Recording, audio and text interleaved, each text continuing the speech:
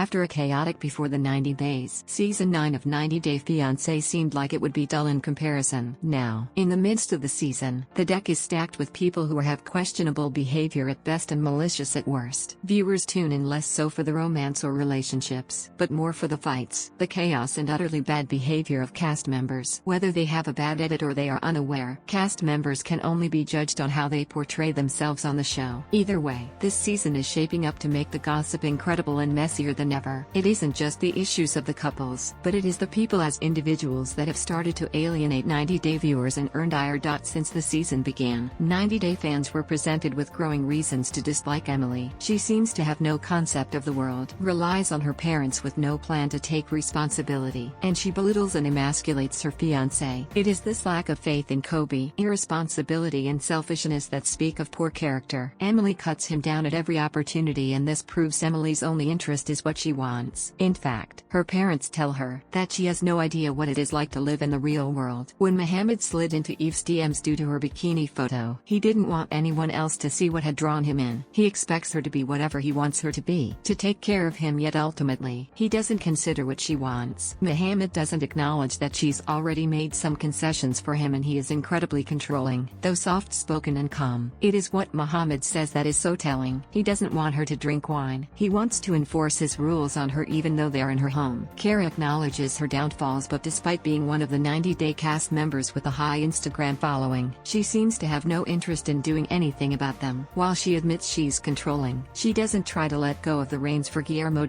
She belittles him, jokes about being a cradle robber, and calls herself a cougar. She is also immature and even admits she hasn't changed the core value of who she is since she was 18. Her dismissive and know-it-all behavior makes it seem as if she has no respect for Guillermo or the relationship. Ari wants Niam to be a provider and to give her the lifestyle she grew up in. It becomes clear that he can't, so her parents step in. Ari doesn't accept who Beanie is, and, while he might be misguided in his dreams of being an MMA fighter, she seems extremely jealous of it. She has been shown as insecure. She's been coddled by her parents, and she nor Beanie are in any position to become financially responsible. The two seem like they are only together because they have a baby, but Ari chooses to play the victim, even when she is correct. It is her attitude that ruins it. Tice came to the US with a set idea of what awaited her, and she isn't happy with the reality of the situation. Patrick bought a luxurious house, but his brother is living on the second floor and he won't break the bank to buy the decorations she wants. It seems Tice expected Patrick to pay for whatever she wanted, acknowledging that she can't work and he will be solely responsible for her finances. Beyond that, she has an antagonistic relationship with Patrick's brother and seems to not have empathy for whatever issue he is dealing with. It might simply be a bad edit, but Tice seems entitled to Patrick's money and ungrateful. The issue with Patrick is that he seems to play both sides. If he told Tice he would pay for whatever she wanted or do anything to bring her to the US, he can't be upset that she expects it. He seems to keep her in the dark about how much money he has and keeps a list of every cent he spends on her. Still, he lacks empathy to acknowledge that Tice just wants to feel at home. For example, he gives into taking her to the most expensive boutique in Dallas, but is only willing to buy her a vase. Jibri is not unproblematic himself. Jibri is solely focused on his band Black Serbs, but it proves how close-minded he is. When his bandmate, David, all but offers him keys to a truck, he turns it down. If he wants to make money to move out of his parents' house, that was a foolish decision. He is very misguided as he realizes he brought Miona, who expects a certain lifestyle, to a place in a home she'll be unhappy with. Jibri's main struggle, however, is that he is stuck between what his mother wants, what Miona wants, and figuring out what he wants. Niam and Ariella would likely not be together if it were not for their baby. Ari and Beanie have had wild fights in the past, and blame should be put on both. On Beanie's end, he puts himself above Ari. He is conflict avoidant, which ends up being problematic because he doesn't communicate. The two seem to have a lot of things to work through, and the more they financially rely on Ari's parents, the less likely either will take responsibility, financial or otherwise. Beanie continues to value his possible career options above his relationship, and he wants to be with his son, so he'll do whatever it takes, even if that is being with Ari. Makeup artist Miona Bell has always been clear about what she wanted out of life in America, and she's frustrated about not getting the life she prefers. Still, she moves to Rapid City. She accepts living in the house with Jibri Bell's parents, and she accepts their terms. Miona seems pretty easygoing compared to others in this season, though she is unhappy that she is forced to live differently than her preference. She is focused on the wedding she feels she deserves, and she doesn't really have the forethought to consider that it might not be the best decision right now. Eve seems unaware of what bringing Muhammad to the US actually means, including knowing nothing else about his religion. It not only impacts her but also her son. She is only thinking about wanting to be with Muhammad and not what that entails. She seems naive and immature for a woman of her age, and admits to him that her friends are concerned that she might lose parts of herself in this relationship. Ultimately, Eve seems like a very sweet woman who wants a relationship with Muhammad despite everything else, but she needs to recalibrate if that is what is best for her and her son. Compared to her fiancé, Bilal, Shaeeda seems like an angel. Like many of the others, she seems a bit short-sighted about what being with Bilal will really be like. Related, the most unforgettable songs released by 90 Day Fiancé cast members from the moment she arrives in the States. Bilal plays this trick on her and he continues to find new ways to drag her down. Shaeeda, at this point, must be aware that this isn't a normal relationship and she deserves better. Shaeeda says she wants children badly, but makes no real connection with Bilal's kids. She seems perfectly lovely, but she has a lot of room to grow. Kobe just wants a life with Emily and his son, but they live at home with her family. He came to the US, excited to meet his son for the first time and to reconnect with the girl he'd proposed to in China, but Emily had other plans. He has been thrown into a situation where he is the odd one out. He's been cut down at every turn and he seems to understand that he has to find a way to get past it if he wants to build a life with his family. Of course, it certainly isn't easy to deal with things, which led to Kobe lashing out at Emily to shut up in one instance. Compared to the rest of the cast, Guillermo feels like a breath of fresh air. Guillermo might only be 6 years younger than his fiancée, Kara, but he has proven to be the more mature and calmer of the two. Throughout the season, Guillermo has seemed like he has a good head on his shoulders, and he just wants a life in America with the woman he loves. Kara controls every part of their life in the US, yet he seems to really love her despite her faults. A lot of his maturity might be related to having to leave Venezuela and start a new life in the Dominican Republic. He understands real-world problems and can shrug off Kara's jabs.